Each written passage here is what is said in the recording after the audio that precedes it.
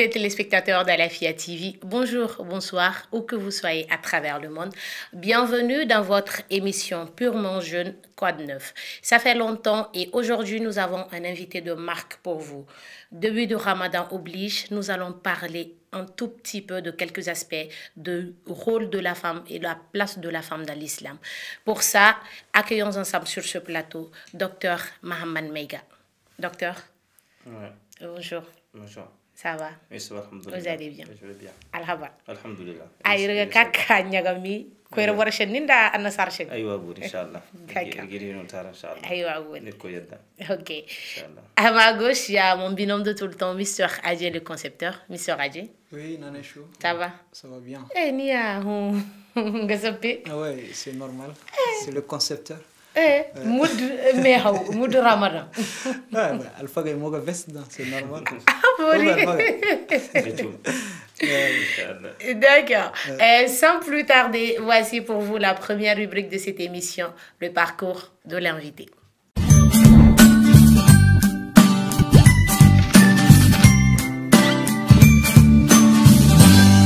De son vrai nom, Mohamed Meiga, né un 14 mars, il est marié, père de 3 enfants. Docteur en médecine générale. Il a participé à plusieurs formations, entre autres les techniques d'élaboration des termes de référence, les phases de gestion de projets de développement, j'en passe. De mars à novembre 2021, il a été superviseur médical avec l'agence de promotion des produits pharmaceutiques Yasmina Pharma. En 2020, il a été formateur principal de 7 sessions de formation de 140 leaders religieux et communautaires sur les mesures préventives de la pandémie du Covid-19. Malgré son planning de docteur chargé, sa foi inébranlable en Dieu et en la religion musulmane le pousse à lire le Coran, à le comprendre et à le transmettre à travers des prêches sur presque toutes les plateformes de communication. Voilà, docteur, nous venons de voir un résumé de votre parcours. Nous allons directement passer au thème de la semaine. Voici pour vous tout de suite le débat.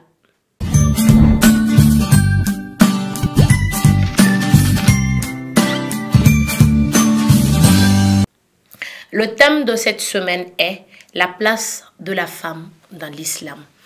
Comme c'est le début, aujourd'hui c'est le premier jour du mois de Ramadan, donc nous avons décidé de prendre un thème en rapport avec la religion musulmane, surtout en rapport avec la femme. Donc avec le docteur, il va quand même essayer de nous donner des réponses à nos questions, sans trop rentrer dans les détails, parce que si le temps de l'émission ne nous permettra pas de parler de long en large de tout ça, mais il va quand même nous donner l'essentiel. Donc voilà, donc docteur, ça va? Je vais bien. Solo. Aïe solo. Inch'Allah, comment on était. Amin ya Rabbi. Voilà, donc la première question est, on nous dit qu'il existe beaucoup de préjugés sur le rôle de la femme dans l'islam. Exactement. Elle est présentée comme celle obligée de rester au foyer. Okay. Donc nous voulons savoir ce que la religion musulmane dit à ce sujet. Ok, alhamdulillah wa salatu wa salam ala rasulillah wa ala alihi wa ashabihi wa tabi'ina lahum bi ihsanin ila yawmiddin. Ma soeur Nana, je vous remercie pour l'invitation. Je remercie mon frère bien costumé. Et je remercie l'ensemble de nos téléspectateurs. En demandant à Allah de nous assister. D'abord, je pense que la question est très très pertinente, notamment le rôle de la femme, surtout sur les préjugés qui sont à l'endroit de l'islam par rapport au rôle de la femme. Nana, il est important, avant de répondre à votre question, de préciser la place extraordinaire que l'islam a donnée à la femme. La première des choses qui est importante de savoir, c'est que il y a une sourate dans le Coran qui est uniquement nommée la femme. La sourate 4 du Coran, c'est une sourate uniquement au nom des femmes, qui est Sourate Nisa. Et Sourate Nisa, ça parle sur les femmes. Oui, les gars. Il y a aussi également une sourate qui porte le nom d'une femme, Sourate Maryam, qui est la 19e sourate du Coran, qui est la mère de Isa ibn Maryam, la mère de Jésus. Et cette sourate porte uniquement le nom de Maryam. Et troisième aspect, c'est que la toute première personne qui a cru au prophète est une femme. Khadija ibn Khuwaylid, c'est une femme. Et c'est un détail très important. Quatrième aspect, le tout premier martyr qui a accepté de mourir malgré la souffrance, c'est une femme qui s'appelle Soumaïa. elle a accepté malgré qu'elle était en train d'être torturée par son maître qui voulait tout simplement qu'elle fasse sortir une seule parole de sa bouche en disant qu'elle ne croyait pas en Dieu unique. Elle dit non, qu'elle préfère la mort à ça. Elle est décédée et c'est une femme. Donc l'islam, le rôle de la femme est extraordinaire. L'islam a respecté la femme en tant que mère, l'islam l'a honorée en tant que fille, l'islam a honoré la femme en tant qu'épouse, en tant que sœur. L'islam a honoré en tant que fille. Le prophète, lorsqu'il venait, les Mécois, les Arabes qui étaient là, enterraient leurs filles vivantes. Allah subhanahu wa ta'ala a révélé des versets coraniques pour interdire d'enterrer les filles vivantes. Le jour de la résurrection, chacun sera interpellé. Pourquoi donc tu as enterré ta fille vivante? Donc l'islam est venu honorer la femme en tant que de fille. Ensuite, Allah subhanahu wa ta'ala nous dit carrément dans le Coran al-Karim en tant que mère que nous devons agir en bien envers nos parents. Mais Allah a précisé le rôle de la femme. Le rôle de la femme dans la sourate Al-Luqman, Allah précise effectivement combien de fois la femme est en train de fournir l'effort en tant que mère pour supporter la grossesse pendant toute cette période-là.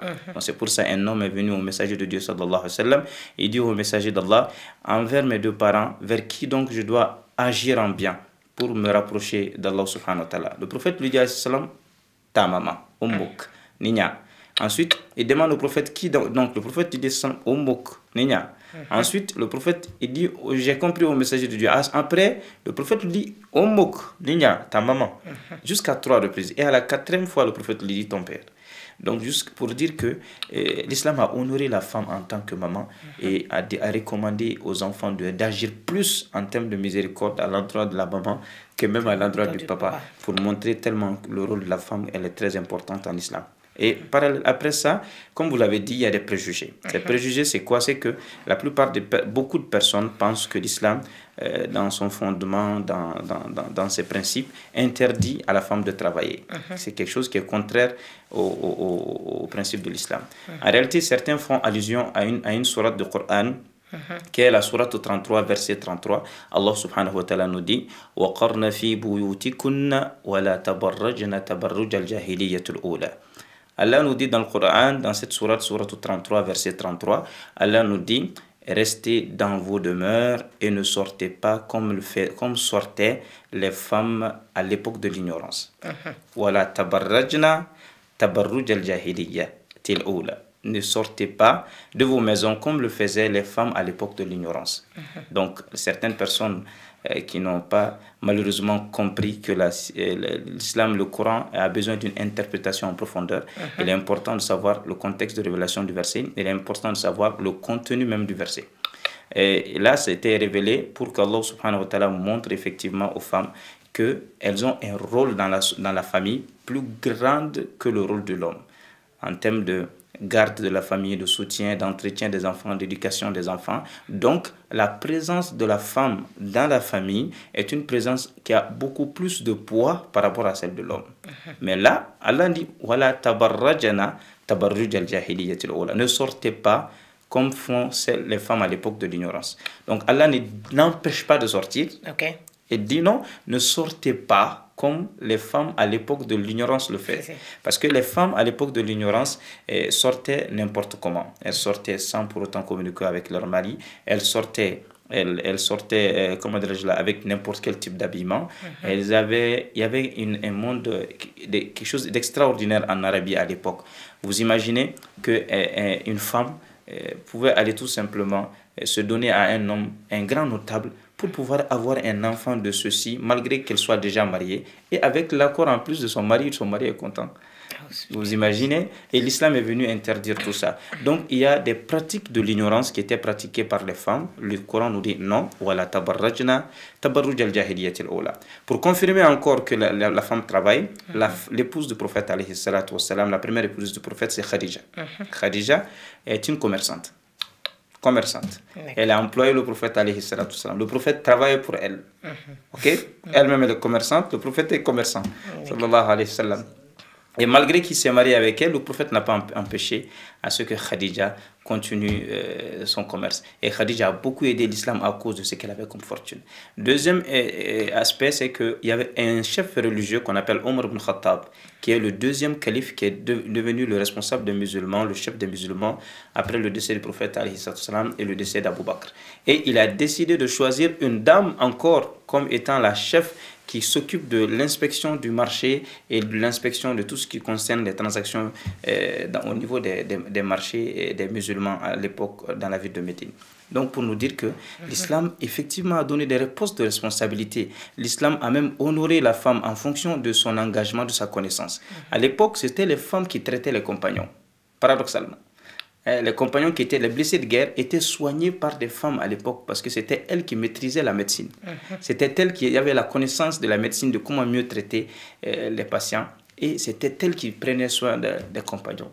Donc pour nous dire qu'effectivement l'islam n'est pas contre le fait de travailler la femme, mais l'islam est contre certains principes. C'est-à-dire, l'islam ne veut pas qu'une femme parte travailler et que dans son lieu de travail, qu'elle puisse se permettre de s'isoler avec un homme qui n'est pas son mahram.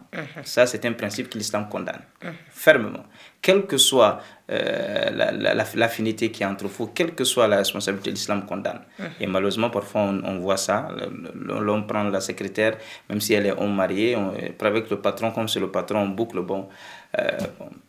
On ne fait pas de procès, mais c'est compliqué. Maintenant, le deuxième aspect, c'est que l'islam demande à ce que quand la femme parte dans son lieu de travail, que la femme prenne le soin de mieux s'habiller. Parce que l'habillement est un principe qu'Allah subhanahu wa ta'ala a recommandé à la femme, qui est une adoration carrément. On va y revenir sûrement dans les questions. Donc, cet habillement permet à la femme de ne pouvoir attirer davantage les hommes au service et ça la protège elle et ça protège également ses autres collègues du service. C'est un principe important. Troisième principe, c'est que l'islam demande à ce que la femme communique avec son mari par rapport à ses heures de sortie et ses heures de retour. Donc la femme ne va pas se dire, bon, comme je travaille, je suis libre, je vais au service quand je veux, je quitte le service quand je veux, je n'ai de compte à rendre à personne, je suis tout simplement... Voilà. Donc il y a cet aspect. C'est pour ça, il ne faut jamais confondre la liberté et le libertinage. C'est deux choses à ne pas confondre. J'aime bien cet adage qui dit, ma liberté s'arrête là où commence celle des autres. Effectivement, c'est ainsi que l'islam voit le rôle de la femme. La femme a des responsabilités, elle a des droits, elle a des devoirs, exactement comme l'homme également a des responsabilités et des devoirs et des droits. Donc, chacun a une responsabilité l'un envers l'autre et c'est important de respecter ça. Mais parfois, il y a un problème de définition par rapport à la liberté. C'est pour ça que vous voyez tout ce scandale. Certaines personnes pensent que certains principes établis par l'islam pour pouvoir mieux organiser la société sont considérés sous un autre cieux comme étant un bafouement de la liberté. Alors que nous pensons que nul ne saurait mieux préserver la femme et la protéger et l'accorder ses droits mieux que l'islam. D'accord. Ok. Je pense qu'il doit faire Maintenant, la deuxième question, on nous dit, est-ce vrai que le Coran affirme l'égalité entre l'homme et la femme, chose que je pense que c'est très important. L'égalité entre l'homme et la femme. Si oui, pourquoi aux yeux de beaucoup de gens, l'islam serait la religion qui opprime les femmes? Ok, alhamdoulilah. Je pense que c'est une question très très importante. D'abord, dans le verset, la sourate al-Baqarah, verset 228, Allah subhanahu wa ta'ala nous dit dans ce passage-là, je prends directement le passage concerné, Allah nous dit وَلَهُنَّ مِثْلُ وَلِلرِّجَالِ عَلَيْهِنَّ دَرَجَةٌ, ça c'est celui qui vient après. Allah dit وَلَهُنَّ مِثْلُ الَّذِي عَلَيْهِنَّ بِالْمَعْرُوفِ, c'est-à-dire les femmes ont sur vous les mêmes droits que vous avez sur elles. Vous voyez un peu comment Allah est très clair dans cette sourate-là. Maintenant, c'est que quand on dit les mêmes droits, il est important de savoir que la femme est un être humain. C'est pour ça, dans le Coran al-Karim, dans la sourate An-Nisa, Allah nous dit Ya ayyuhan nasu taqu rabbakum allazi khalaqakum. Oh, vous les gens, craignez Allah qui vous a créé. Khalaqakum min nafsin wahida. Il vous a créé à partir d'un seul être. Wa khalaqa minha zawjaha. Et à partir de cet être-là, il a créé son épouse. Allah pouvait créer la femme à part. pouvez créer la femme avec un autre moyen, mais Allah a créé la femme à partir de l'homme pour montrer quoi? Pour montrer que la femme aussi est un être humain, c'est une créature. Nous sommes tous la même espèce, nous sommes des êtres humains et la femme et l'homme ont des droits auprès d'Allah subhanahu wa ta'ala. Cependant, ce qui est important de comprendre, c'est que, comme je l'ai dit dans ce que je viens de dire, en fonction de la spécificité de la femme elle-même et en fonction de la spécificité de l'homme, certains avantages sont accordés à l'homme et certains avantages sont accordés à la femme. Je m'explique.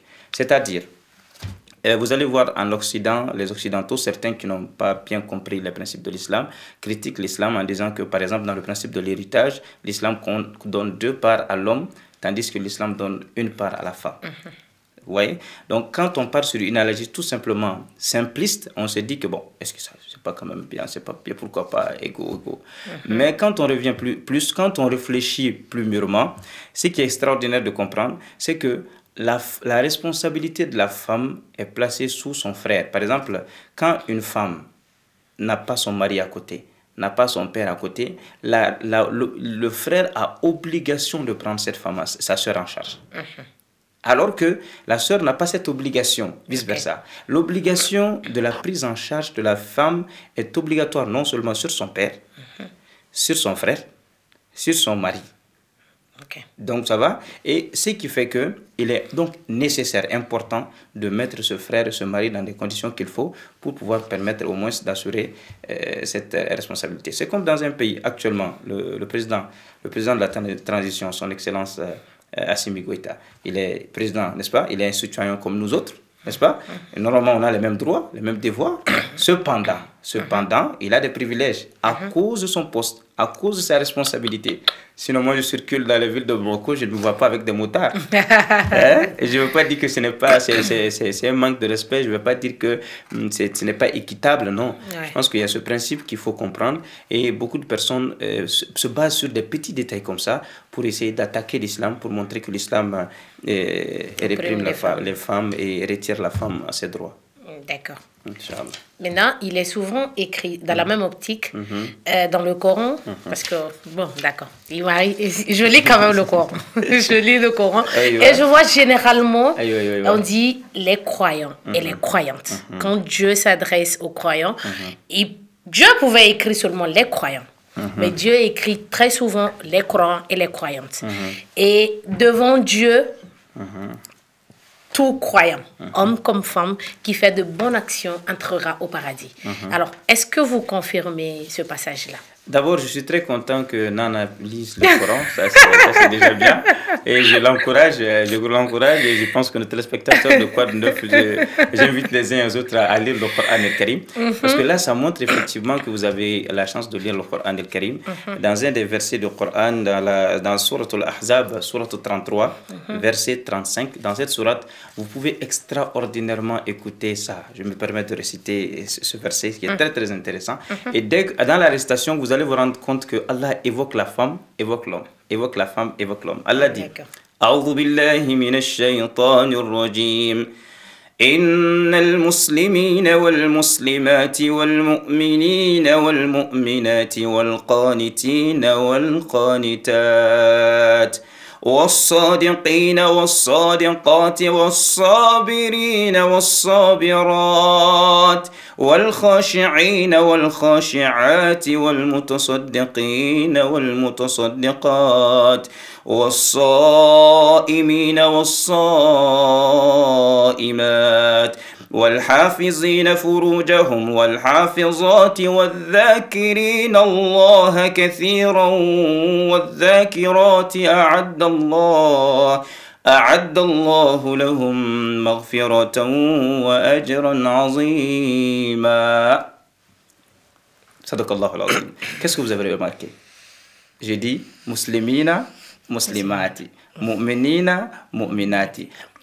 On peut compter dans ce verset coranique plus de 10 caractères, 10 bons comportements qu'Allah a cités. Il nous suffit tout simplement de réunir en un. Mais Allah dit musulman, musulmane, croyant, croyante, assez dévouées dans l'adoration, les femmes également dévouées dans l'adoration. Allah subhanahu wa ta'ala dit was-sadiqat, les hommes véridiques, les femmes véridiques, les hommes patients, les femmes patientes, les hommes qui craignent Allah, les femmes qui craignent Allah, les hommes qui donnent de la sadaqa, les femmes qui donnent de la sadaqa. Allah dit les hommes qui jeûnent, les femmes qui jeûnent, les hommes qui se préservent de la fornication, mais également les femmes qui se préservent de la fornication. Allah dit les hommes qui mentionnent fréquemment mon nom, Allah, ainsi que les femmes également qui mentionnent fréquemment mon nom. Qu'est-ce qu'Allah dit après tout ça? A'addallahu lahum, j'ai promis à ces gens-là. A'addallah, Allah dit, j'ai promis à ces gens-là, à ce groupe de personnes, je les ai promis,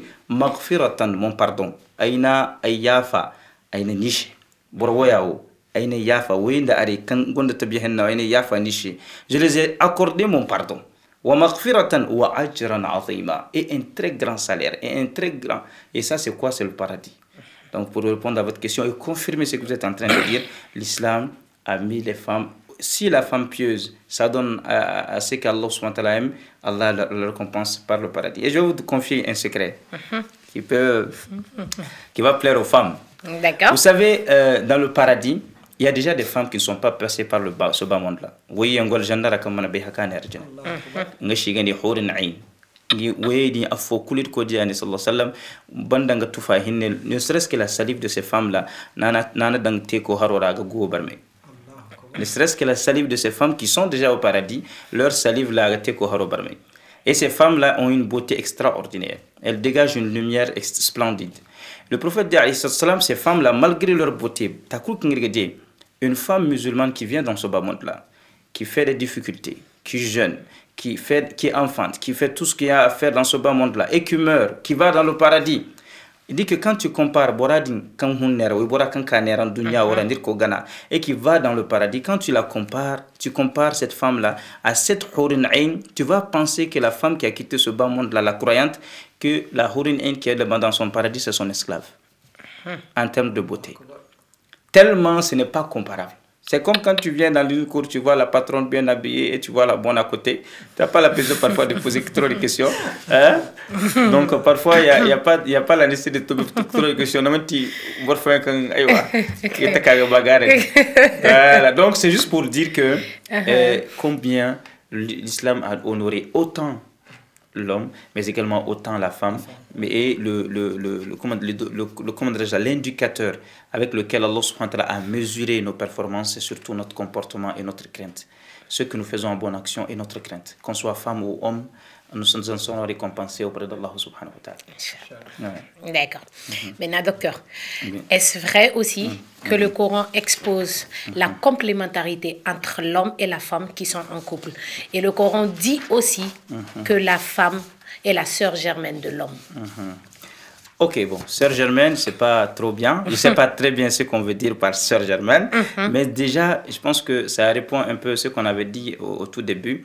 C'est que Allah subhanahu wa ta'ala a fait sortir la femme des côtes de l'homme. Et là, déjà, le prophète dit alayhi salatu wassalam, quelqu'un qui n'est pas marié, un célibataire qui n'est pas marié, n'est-ce pas, ou bien une femme même qui n'est pas mariée, on considère qu'il y a une partie d'elle qui lui manque. Une partie de l'homme si c'est un homme, il y a une partie de son corps qui lui manque. Si c'est une femme, il y a une partie de son corps qui lui manque. Pourquoi? Pour montrer que la femme est sortie de l'homme.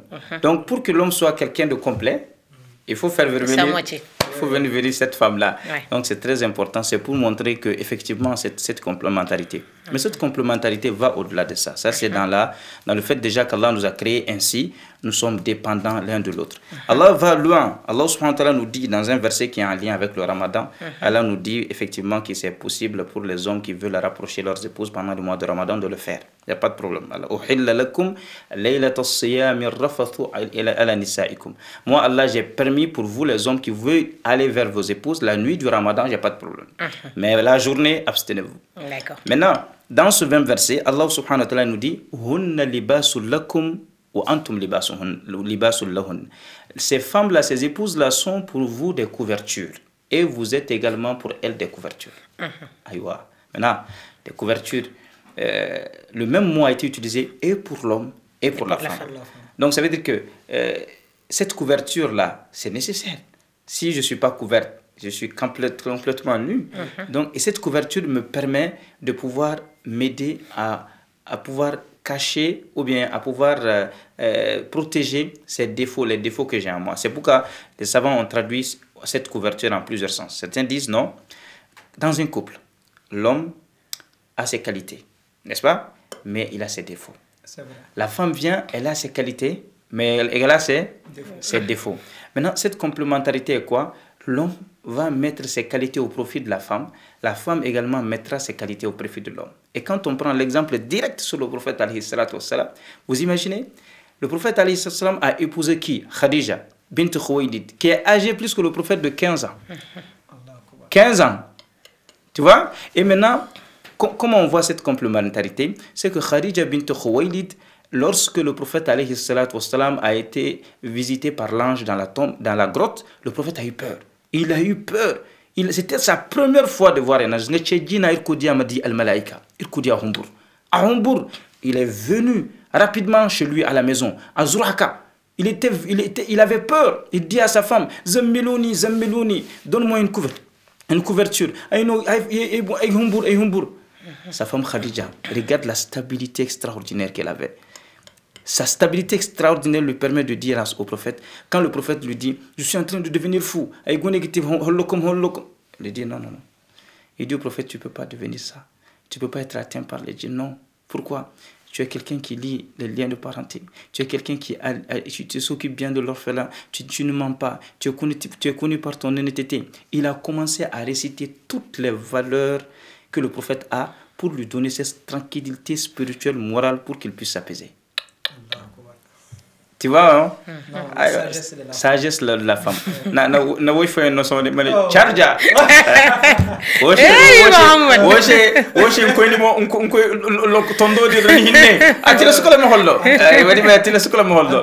La femme, certaines femmes vont te dire que je t'avais dit de ne pas partir. Wallahi sonro wone hunde. Voilà, tu vois. Et c'était ça. Maintenant l'autre aspect c'est que le prophète alayhi salam est devenu également une couverture pour Khadija parce qu'il a amené cette stabilité dont elle avait besoin. Il lui a donné cette stabilité, cette attention, cet amour, n'est-ce pas, cette considération. Il n'a pas regardé cette différence d'âge. Il n'a pas regardé ça. Il est allé au-delà de ça. Et il a eu cette capacité de pouvoir couvrir tout ça. Et Khadija savait ça. Et c'est ainsi que Khadija a décidé d'aller vers le prophète alayhi salam. Donc, les femmes sont pour nous des couvertures. Nous sommes pour elles des couvertures. Donc les Tchèganas n'ont pas de couverture. Ah bon? Les âges n'ont pas de couverture. Docteur, on va aller rapidement. Maintenant, je vais parler de quelque chose. C'est important parce que quand il y a chenni shifala chenni ga gusu parce que señora gen nanir gin ka hay folla kaguna mais l'interprétation diffère bor kun nga takaka nga femme hay voilà donc c'est pourquoi je veux savoir le port du voile nda masque nda chaussette kallay ma halay mani hay kulma shifatta al silama wayra kallani mo guri hinka est vraiment hay wana en coutume ha en culture ha no wala al qur'ana hunde ram hantum kan way ni mo guri hinka de no mi fata ni mi ka daba ka shisheti yan dan ka ganyan dan ka ni ga mo kudam ayo alhamdulillah ni hayano kadene parce que borbobo yanga ishi fama hayshi ishi ichechimo ko kanate to ko woti gomnino d'abord irma aya hunde zakal ko tala hunde ka ta hijab ko tala nirshe anir ko dia she wa kull lil mu'minin ya ayyuhan nabi kull li banatika amma ane ma har ni izawaye shi ma har ni alayne shi wa nisa'il mu'minin ma hal mu'mini mu alayne shi an yuddilna alayhinna min jalabibihinna ima shi fatta soin gi hugaira ka gar imana ngi jalabiya ngi darbe beri dangiga jalabiya imana shi darbe beri moy dangiga machin she ni na wodinti kul boregi be nda wodin bore shi doranti ni na wodinte boregi bay bore shi dorandi ga hal shi dorandi yanra o aya handi kazumbu Aïcha gafilla Aïcha raconte lorsque ce verset a été révélé, ce verset qui recommande à la femme de se couvrir. Aïcha ne ane Madina gundora way kula hakongi ridoy ngiri do ini ko ini di ini hanse katengi bon she zara darbay ane nan di sanda de ciro fo gono kan cirali nan di amande hijabu ko beiri fo kan hijabu go bena ko subabu takadi ane ciranda wodi ndigi ma tellement way kul ko ngiri do fo irido dakan way fo ngawo Amana Tchanko de Habaro, elle était au marché quand elle a appris l'information. Adol Habaro, quand il y a Ayazumboukala Wegehima Kangi, bon, sutura, les femmes doivent se couvrir. Quand elle a appris ça au marché, Adol Habaro, Anemechin, Anengashi bouger, Alamba, Yobogundor Alamba. Il n'a chez Souri, son adano marangena, Kugudo, Akusola Kanibon Sutra, Abadan. Aishiba, Yema Irkota, la méchante no chez Chefo, Ye Eche Daru, me Fulukuza Kanyam Masar, Yamadaru. Je ne veux pas entendre la parole d'Allah et désobéir par un seul pas. Tellement le niveau de foi qui était là. Donc, d'abord, le principe de base, c'est quoi?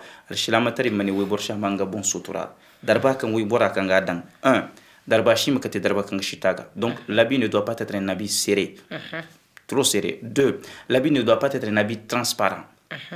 Il faut dire kasiyatun ariyatun ani an dunya ko korora wi borfo yanga kakan ngi darba kasiyatun ariyatun darbi giga de amma hakul shika aywa c'est la'alla aywa yana borku ma ñu aywa aywa tu vois voilà donc c'est cet aspect est très important et l'habit ne doit pas être un habit attrayant quand des abori dini kulimani hey igurala wara onde nen kadwa ga bayane za hatu di kula ashba il ko mir fahamandi donc maintenant la question proprement dit hayo ngono kan wodi sufure gira kan bori gede wori gite kan ti bori jeri kan ki moy dabu bori kin ke chaussette bori kan gande chaussette yandam wati fo agati wajib wati fo alfaga jeri gena agati wajib wati kan shen maquillage kul dang na haye kul talam halnga aywa ene bu kuma na haye kul talam mais talam motina tu t'es bien maquillé, tu t'es bien mis dans une situation.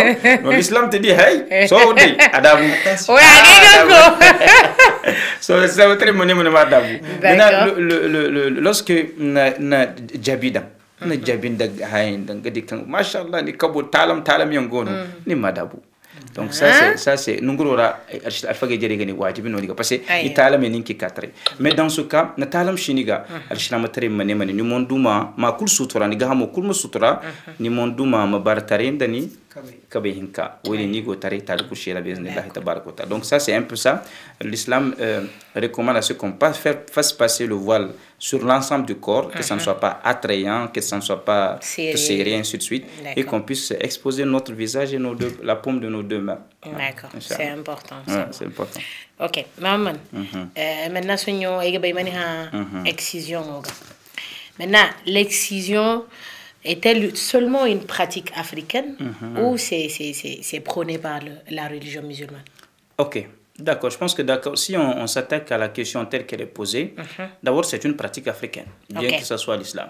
C'est une pratique africaine qui existait bien avant, des siècles durant. Et en Égypte, ça existait. Et dans beaucoup de pays d'ailleurs en Afrique, ça existait. Cependant, il y avait ce qu'on appelle l'excision pharaonique. Il y a différents types d'excisions à l'époque. Donc, des excisions, quand on coupe le tout, parfois on coupe un peu, une petite quantité, c'est important. Maintenant, en ce qui concerne l'islam, il s'agit d'un débat entre les savants par rapport à un hadith. C'est un hadith qui a amené de ce contexte d'excision, un hadith qui a été révélé par Atiyya. Atiyya est une des sahabat. Elle dit que dans la ville de Médine, il y avait une femme qui s'adonnait à ça, dans la ville de Médine. Et quand le prophète alayhi salam a su l'information et que certains enfants faisaient des cris auprès de cette femme, le prophète sallam demandait à savoir qu'est-ce qui se passe. On l'informait de ce qui est en train de se faire et le prophète sallam dit de dire à la femme de ne pas tout couper. De ne pas tout couper. Voilà, le prophète lui dit de ne pas tout couper si elle veut le faire. Si elle veut le faire, elle n'a qu'à couper juste une petite partie. Et donc, c'est sur la base de ce hadith. Certains savants ont jugé ce hadith comme étant un hadith faible. Donc, al-fagay jarine, hadith a aucun chelang ou yomuhuru bangu, jarine hadith a gayala fou, jarine kala hadith a gono aga henen. À la kulihal, bore kan di kan al hadith a ga henen a bori jarine ba te wajib. inete way bor fenga wajib way bor mate alfaga boba wokangi wafu ngoti amanti wajib donc ce n'est pas une obligation pour la femme de faire ça et il manque alfaga dans sunnara donc c'est une sunna donc si la femme veut la faire ça elle le fait et ça ne devient pas une obligation donc celle qui décide de ne pas le faire n'est pas dans un péché donc ce qui est l'avis probable de Sabangati et Manekan sunna no wodi mo fage bobago donc no borkanate aben na manate mo zunubu shelega inshallah ko mi wa fakondi ndo woke ko ga baga geta inshallah ayo seigneur docteur dernière question c'est qu'est-ce que la religion musulmane dit, qu'est-ce que le Coran dit par rapport à la polygamie? Très bonne question. Et tu sais pourquoi j'apprécie cette question? Parce que tu poses cette question à un polygame.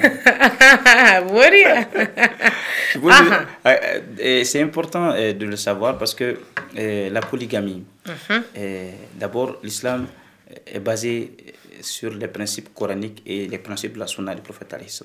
Quand on prend ce verset du Coran al-Karim, où Allah subhanahu wa ta'ala dit dans la sourate An-Nisa, verset 3, Allah nous dit وإن خفتم ألا تقسطوا في اليتامى فانكحوا ما طاب لكم من النساء مثنى وثلاث ورباع.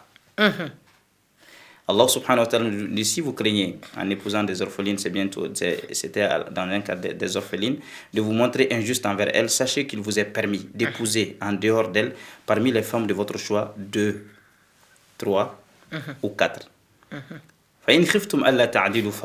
Si vous craignez de ne pas être droit envers ces épouses-là, respectez seulement, limitez-vous à une seule épouse. Ok? Maintenant, à l'époque, il y avait des esclaves et c'était permis de pouvoir avoir son esclave, mais actuellement, il n'y a pas d'esclave.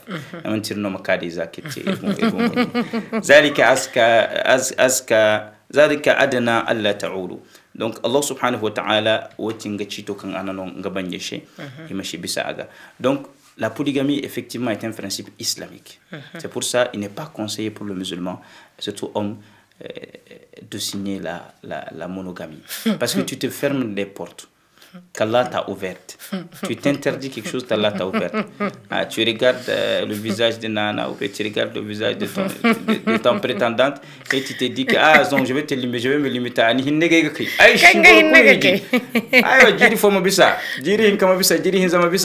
tu commences à voir par si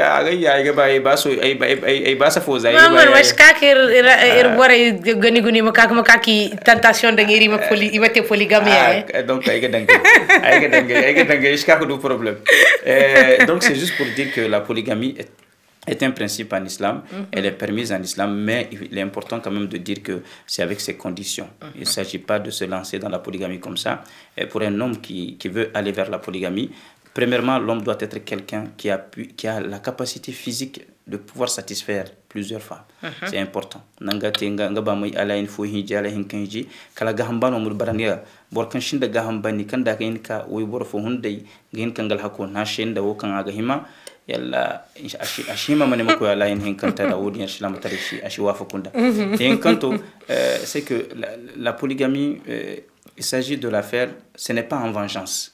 Borbobo est mahiji par vengeance. Il y a bangi ala nous venger. Il y a que borfoza pour que venger. Islam tarimana dans ce contexte-là. Il faut dire ala ni kanani hiji seulement contexte de vengeance ranité.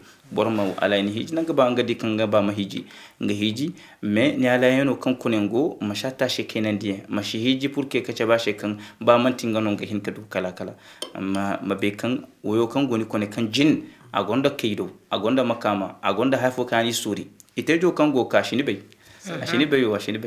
Donc,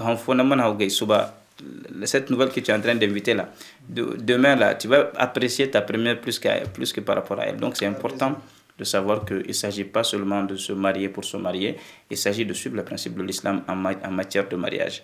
Et je pense que pour la petite histoire, pour montrer que les femmes, elles également n'aiment pas la polygamie, polygamie.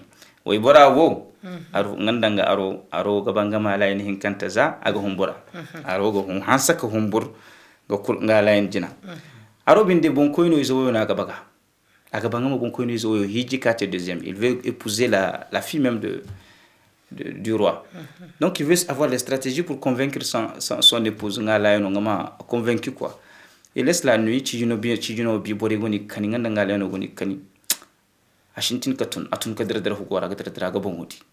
commencer à circuler dans la chambre, dans l'air inquiet, peur. Mais sa femme lui dit, qu'est-ce qui se passe? C'est une question de vie ou de mort. La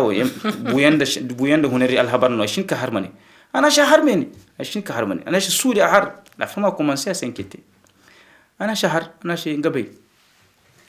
Wallahi. Bon quoi no kane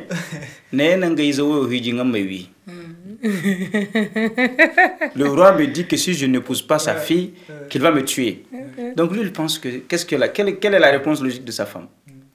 Il pensait que la femme lui allait dire, ah mais si c'est ça no di no hunde amana to amani kani kay zan kay cire wallahi ir ko mir hallashi a hijide ir ko mir no suri wona abangam mara ngaleno amma adringa kan woy bore ir ko tala ne elles sont stratégiques. Inna kayda kunna azim. Woy bor dabar zaro go ber ndar bor nani gomni here aga gomni te kabisani nani lala here mo kabisani woy bor a réfléchi à la sabu. La femme a commencé à réfléchir et dit ane filana wallahi na bonko ino ne ngamani wi woshe nan tabati nan bu aljanna nan gohoro. Dès que tu meurs seulement tu entres au paradis. Juste pour dire que c'est pas facile très souvent pour les femmes. Allah nous donne le succès. L'homme là, il n'a pas menti. Il a cherché une stratégie. D'accord, on est pris par le temps. Si tu as une question pour le docteur. Voilà, moi, ma question c'est les gens qui parlent de l'islam modéré. Très bien. Ça, généralement, c'est notre génération et surtout les femmes actuelles. Exactement. Parce qu'on a tendance à voir maintenant les femmes un peu, ils ont gagné de l'argent, d'autres sont aisés. Donc, ils tapent leur poitrine, se dressent devant leurs hommes. Exactement. Donc, ils parlent de tout ça, quoi. Mais maintenant, j'aimerais savoir qu'est-ce que l'islam même a dit de ça. Par rapport à l'islam modéré. Oui, par rapport à l'islam modéré et les femmes aussi qui se dressent devant leurs hommes. Parce qu'ils ont pris un peu d'elle, quoi. Ok, d'accord. Voilà. Je comprends votre inquiétude. Et je pense que c'est une équation à deux inconnus. C'est pas un seul inconnu. Je pense que les femmes, autant que les hommes, chacun a leur part de responsabilité. Sinon, je pense qu'effectivement, vous avez raison. De plus en plus, on a tendance à voir certaines femmes musulmanes qui se collent beaucoup de connaissances qui ont des connaissances en termes de genre, d'émancipation et qui commencent à revendiquer certaines choses qui sont contraires au principe de l'islam. Et ça, c'est par méconnaissance pour la plupart, parce qu'elles n'ont pas cette culture islamique, elles n'ont pas cette formation islamique, elles ne savent même pas les droits de l'époux, les droits de l'épouse, selon les principes de l'islam. Et la plupart du temps, tu vas voir que leur mari également n'est pas dans ce monde-là. Leur mari ne connaît pas les droits de l'épouse, les droits de l'époux. C'est seulement des connaissances générales. Point à la ligne. Le reste là, je ne gère pas. Donc la plupart du temps, les mariages sont fondés sur des choses, sur l'ignorance. L'homme ne connaît pas les droits de sa femme. La femme ne connaît pas les droits de l'homme. Donc chacun peut dépasser la limite sans s'en rendre compte. Et en pensant qu'elle est dans son droit. Et la femme va prendre son orgueil. Tu n'as pas le droit de me faire ça. Ici, je suis libre de rentrer quand je veux. Vas-y. Non, c'est très important ça. Voilà. Je suis libre de rentrer quand je veux là. C'est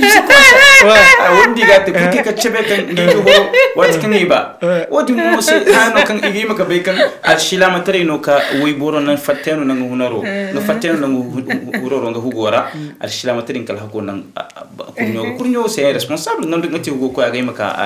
Ça, c'est très important. Merci beaucoup. Vas-y.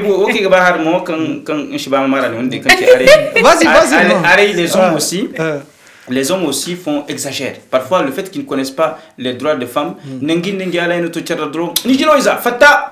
Non, ça, je suis contre. Voilà, et l'islam interdit ça.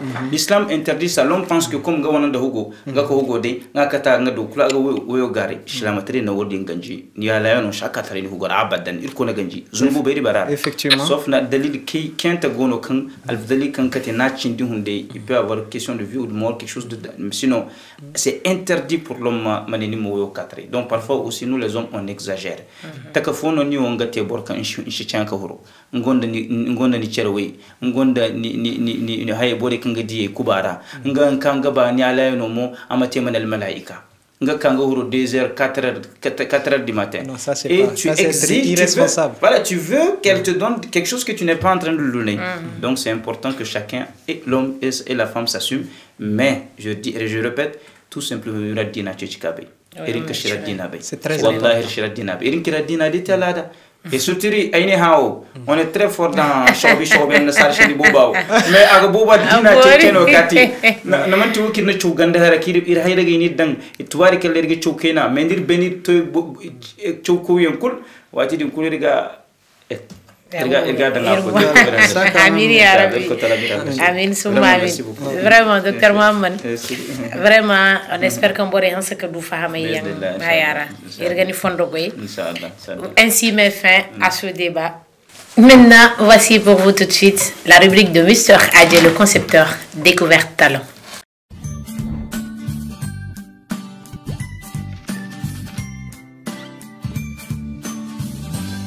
Mr. Adji. Ouais, ok, fidèles téléspectateurs de la FIA TV, place à la rubrique Découverte Talent, la rubrique qui donne la parole aux jeunes talentueux de l'Afrique et du Mali en général.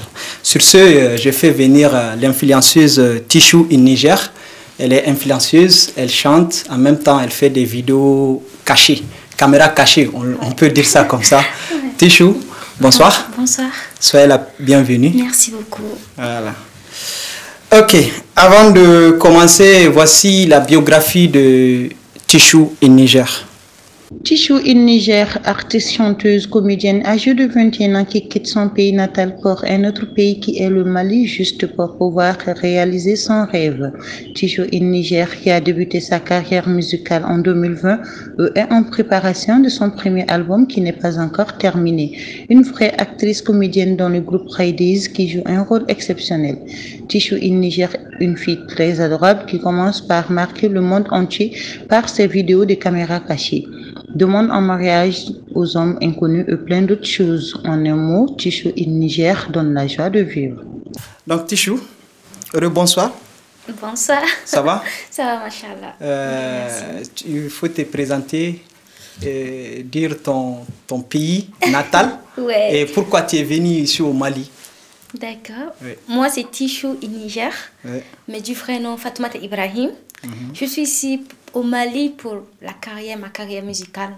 Donc, je suis en préparation de mon album ici à Bamako, qui sera bientôt lancé, mais ce n'est pas encore terminé. Donc, c'est pourquoi je suis ici.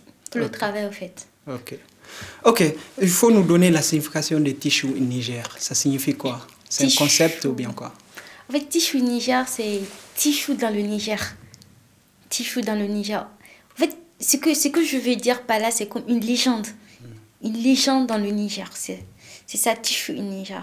Okay. Donc, j'aimerais vraiment faire voir mon pays, le Niger. J'aimerais faire ça. Okay. C'est pourquoi j'ai dit Tichou in Niger. Ok, Tichou in Niger. Vous êtes en préparation de votre album. Donc, l'album, ça va parler de quoi? Combien de titres?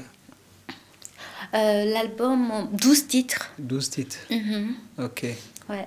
Donc, c'est ça. Et généralement, l'album va parler sur quoi? L'amour. Un peu... En fait, ça va venir. Ouais, mais est-ce que attends, j'aimerais savoir si ça parle sur la réalité du Niger ou bien c'est mixé. Vous voulez faire un mixage Niger-Mali?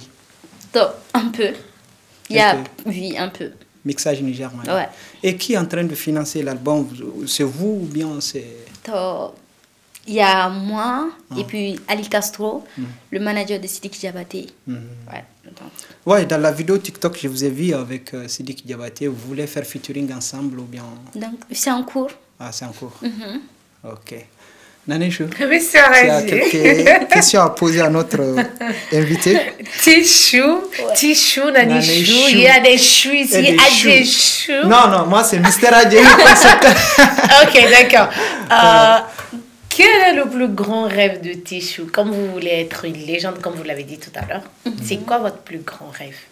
Au fait, c'est être une légende, réaliser ma musique, être une grande légende dans la musique, c'est ça mon plus grand rêve aujourd'hui. D'accord, on vous le souhaite. Merci. Maintenant, à part Sidiki Diabaté, est-ce qu'il y a d'autres artistes maliens avec lesquels vous êtes en contact? Et s'il y a possibilité, vous n'êtes pas obligé de dire les noms, mais s'il y a des featuring en cours, à part Sidiki? Oui. Il y en a, mais vous ne pouvez pas dire les noms.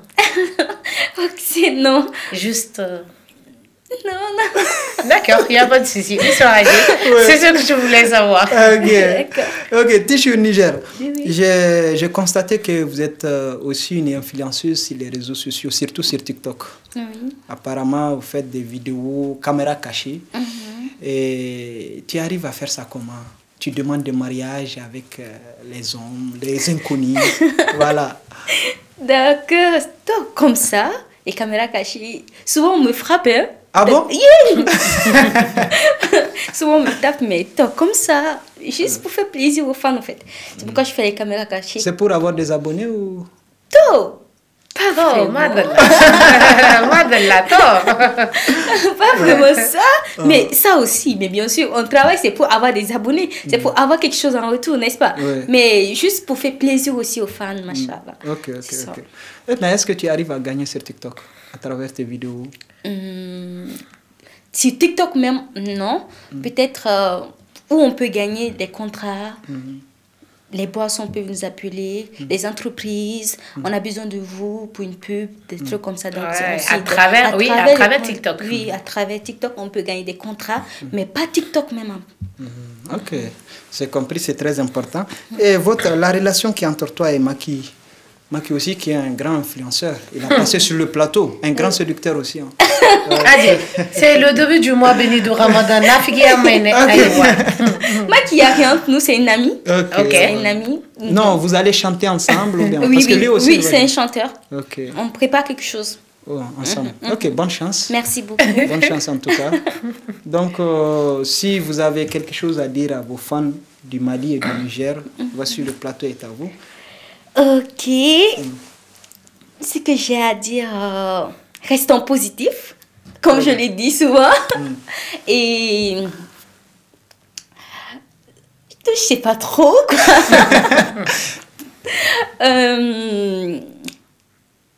Mais attends, comme tu disais que tu sais pas trop, il y a eu une de tes fans qui m'avait dit que toi tu parles mal aux gens dans les lives. Mais voilà, qu'est-ce que tu as à lui dire? C'est pas vrai. Je suis la plus gentille. Dans mon live, moi, je réponds tout le monde. Okay. Je suis la plus gentille. Je sais pas, peut-être c'est elle et Nyongo. Non, elle a remarqué. C'est une remarque. Non, ça, c'est pas... Je le fais pas. Ok. Je le fais pas. Ok, il n'y a pas de problème. Le plateau est à toi. Si tu chantes ou si tu vas... Non, attends. Avant de chanter, avant de conclure, j'aurais besoin d'elle pour... fashion ou fashion faut pas. En fait, on a une rubrique qu'on appelle fashion ou fashion faut pas. Mais comme le docteur est un peu oustaz, réservé, il peut pas commenter les habits d'autres femmes. Donc, j'aimerais vous demander de vous prêter à ce jeu-là. C'est bon? Vous pouvez le faire? Si, c'est pas trop difficile. Non, c'est pas difficile. Non, c'est pas difficile. D'accord. Voici pour vous tout de suite la rubrique fashion ou fashion faut pas.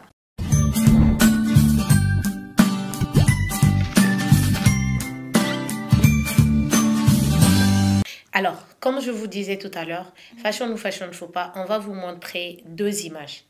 Vous allez regarder la morphologie de la personne. Si vous pouvez porter l'habit pour vous, c'est joli, c'est fashion. Si vous ne pouvez pas porter pour vous, c'est pas joli, c'est un fashion faut pas. C'est très simple. Et c'est comme c'est le début du mois du Ramadan, c'est des robes amples pour femmes musulmanes. C'est bon? Oui, c'est bon. La régie, première image, s'il vous plaît. Alors, Maintenant, pour vous, vous trouvez que ça, c'est fashion? Vous pouvez porter ça ou c'est un fashion faux pas? C'est fashion, je peux porter ça. D'accord. Ouais. Fashion pour elle. Deuxième image, s'il vous plaît. Alors, et là, comment vous trouvez la robe? Fashion, je porte ça aussi. Donc, double fashion. Oui. D'accord, merci, Rien, pour merci avoir contribué au fashion et fashion faux pas. Place au conseil de styliste de la semaine. Voilà, c'est dans la même optique que les robes amples pour musulmanes. On a demandé à notre styliste de renommée internationale, Moustapha Bagayogo du 228, qui répond à la question « Comment trouver une robe longue à sa morphologie ?» Il répond « Lorsqu'on porte une robe longue moderne, il faut être en accord avec sa morphologie. Il faut d'abord connaître sa morphologie pour pouvoir porter une robe, que ce soit une robe ou autre chose. Le plus important, c'est d'abord de connaître son corps pour pouvoir mettre son corps en valeur. Il nous dit qu'il existe 5 types de morphologie, qui sont la morphologie ovale qui est O, la morphologie poire qu'on appelle A, la morphologie triangle qu'on appelle V, la morphologie rectangle qu'on appelle les formes en H et le sablier qu'on appelle les formes en 8. Donc, pour les morphologies en haut, l'idéal est d'éviter les motifs imposants et privilégier les couleurs sombres. Et pour porter de la couleur à votre robe, ajoutez un voile de couleur claire, un kimono ou encore une cape. Maintenant, pour les morphologies en A. Les longues robes avec les coupes fluides et évasées correspondront le mieux avec votre morphologie. Ensuite, ajoutez des accessoires, voiles, chaussures, etc. pour créer votre propre look tendance. Pour les morphologies en V, optez pour les robes ceinturées ou ajoutez votre propre ceinture pour vous démarquer des autres. Pour les morphologies en H, tout comme les morphologies en A, privilégiez les longues robes coupées, évasées. Les coupes amples peuvent aussi convenir. Ajoutez un sac et une ceinture pour personnaliser votre tenue. Et enfin, pour les morphologies en 8, identiques à la morphologie en V, je vous conseille d'opter pour les robes plutôt ceinturées. Ajoutez des accessoires, un hijab avec la couleur la plus discrète de votre robe pour mieux la mettre en valeur. Signé Moustapha Bagayogo du 228. Merci à Moustil. Adjé. Ouais. Donc voilà, tu peux faire ton petit numéro. Donc il y a tous ces trucs-là, les morphologies. Oui, les formes, tu vois. C'est pourquoi, par exemple, on dit quelqu'un qui a des hanches développées et tout ça. Donc, c'est en fonction des morphologies. Ça, c'est l'affaire des femmes, ça. Ok. Tishu Niger. Oui. Bon, avant de conclure, ce que tu as à dire à tes fans, je ne sais pas si c'est un message que tu vas leur passer ou bien un freestyle ou ce que tu veux. Il n'y a pas de problème. Les Nigériens aussi te regardent à travers Alafia TV. Tout d'abord, avant de faire un petit freestyle, je tiens à les remercier et merci beaucoup à tous mes fans. Ils ne sont plus mes fans maintenant, ce sont des frères, des sœurs, machallah. Merci et continuez aussi à me suivre. Et vraiment, je tiens aussi à leur demander pardon. Et ce n'est pas des petits trucs que je fais souvent. Je ne suis pas moi-même. Quand on est devant le téléphone, on ne sait pas ce qu'on fait. Donc, je m'excuse aussi pour ça. Voilà. Et je vous aime. Ils sont tout pour moi. Merci. Ok, j'espère que les fans ont compris. Voilà. Dans un petit freestyle ou bien c'est bon? Pour les Maliens, quand je suis au Mali, je vais faire ça. Non, pour tout le monde. Pour tout le monde. Okay. Les gens au Niger, vous voient à Alafia TV, c'est sur Canal+, donc on vous voit partout. Je fais d'abord pour le Mali, parce que pour le moment, je suis ici chez eux. Ok. Je suis la bienvenue à Bamako. Je suis tellement contente d'être ici parmi les Maliens. Parmi les Maliens. Oh, vous êtes gentils, vous êtes adorables. Merci pour tous ceux qui me suivent. Je n'ai rien à dire, mais merci. Merci beaucoup. Non, quelle voix d'or. Merci vraiment. Ok, Tishu Niger. Merci beaucoup d'avoir effectué le déplacement sur le plateau Code 9. Merci à vous aussi. Voilà, Naneshou, Monsieur c'est Adjé, tout pour la semaine. vraiment merci à toi, merci à Tichou. Voici pour vous la dernière rubrique de cette émission. On fait le show.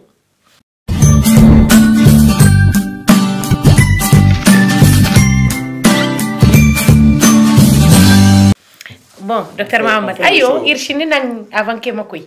Sonyoda irgonda hay wona izafo tirage au sort izafo, kici izafo no de. Nimma tiré au sort, agin kate culture générale, agin kate hay bowe. Hay kambo ngakan kan mboni saya kan be hay kan no ngati. Gâté. Ayo gâté, mais comme Oustaz Tinirsha ni wono shishendi, sino irmane bore ma gani ma don me ni o irshinda modella. Ni wono culture générale. Ayo kala. Ayo ngane. Ce n'est pas enregistré quand même. Ako enregistré kay. Ayo ngara no. Zani maza da fo. Mo shaki dan cerku tari. Kala kan misa kan abonde. Bismillahirrahmanirrahim. Angin ka guna premano ne ya chawish. Andi a culture générale no. Ah, culture générale. Quel est le mot le plus long de la langue française? Ah ouais, hashendi. Alfaga. Ah ouais. Docteur. T'as qu'à voir dans le calfage, le mot le plus long. Alfaga ka chawi il est docteur. Même s'il est docteur. Achou dans le sens, dans l'autre sens. Il a étudié dans l'autre sens. Non, malheureusement, j'ai pas cette réponse. Sinon il a raison, elle a raison, je suis médecin quand même. Médecin en médecine générale. Médecine générale. Médecine générale, c'est très donc, important. Normalement, je devais être culture générale. Mais il n'y a pas de souci, regarde, Harmani. En attendant, comme tu fais la bouche, quel est le mot le plus long de la langue française? C'est anticonstitutionnellement. Pour une fois, le plus court aussi en français, c'est très bien. Ok, d'accord, Adoua. Ok, d'accord, il n'y a pas de souci, c'est anticonstitutionnellement, comme tu l'as dit. Qui contient les 26 lettres de l'alphabet, si je ne me trompe pas. Ah, non, tu vois, non. Agatari, c'est 36 lettres. Hein? C'est pas 36 lettres. C'est très long, non? Anticonstitutionnellement, c'est 25 lettres. 25 lettres. C'est 25 lettres. Et je vais t'apprendre quelque chose. Adami dictionnaire, docteur Nimomada. Le mot anticonstitutionnellement, là, a détrôné Seigneur. Ce n'est plus le mot le plus long de la langue française. Maintenant, a changé chaque année. Maintenant, c'est intergouvernementalisation. Ok, on va noter ça. Intergouvernementalisation, qui est composée de 27 lettres. Et constitutionnellement, là, c'était 25 lettres. Maintenant, intergouvernementalisation, c'est 27 lettres. 27. Voilà, donc, intergouvernementalisation. Donc, dictionnaire grâce à moi, grâce à Nani. Dictionnaire là, c'est chaque année. Bon, bref. Donc, okay, si vous avez un dernier mot avant de conclure. Alhamdulillah, je suis très content. Je remercie l'émission Quoi de neuf. Ouais. Et vraiment les animateurs, je vous remercie pour avoir m'inviter dans ce cadre-là. Parce qu'effectivement, le fait d'introduire quand même l'islam parfois c'est pas très fréquent. Et je vous remercie pour cette initiative. Je remercie l'ensemble de nos téléspectateurs de Alafia TV. Merci beaucoup.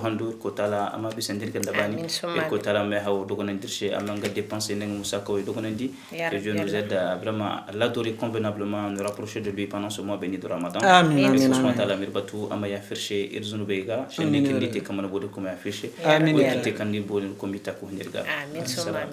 Merci beaucoup.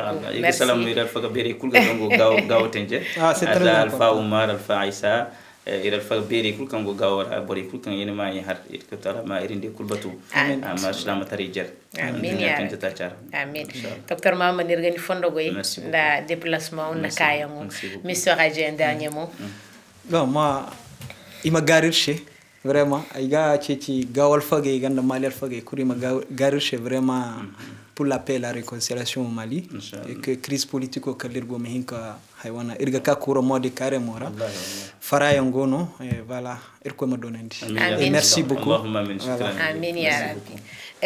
Pour ma part, avant de conclure cette émission, je voudrais souhaiter un bon début de mois béni de Ramadan à toute la communauté musulmane et aiga profiter ndawoda ka yafa wiri ir bor berega parce que émission à la base irin kane une émission 100% jeune ngati code 9 mais sondage nda hay randa retour ira irga di kan ir bor berega émission go guna kabisa ba jeune donc irgal ha wiriga ay gal hanon wirroga parce que ashifala shenne shifala agin katid na hay har ay haro wende hayre in hay har kan manate bor fon shegal hanon wiri warga ay ga ngar ko subhanahu ta'ala umir me hawita amir jingarita amir zunubi ya firshi ya rabbi ya rabbana irko subhanahu ta'ala umir chaba me haw bobo engir mi te charabande irga ngari wargor ma gar shorma ya firshi donc sur ce voilà bisous bye bye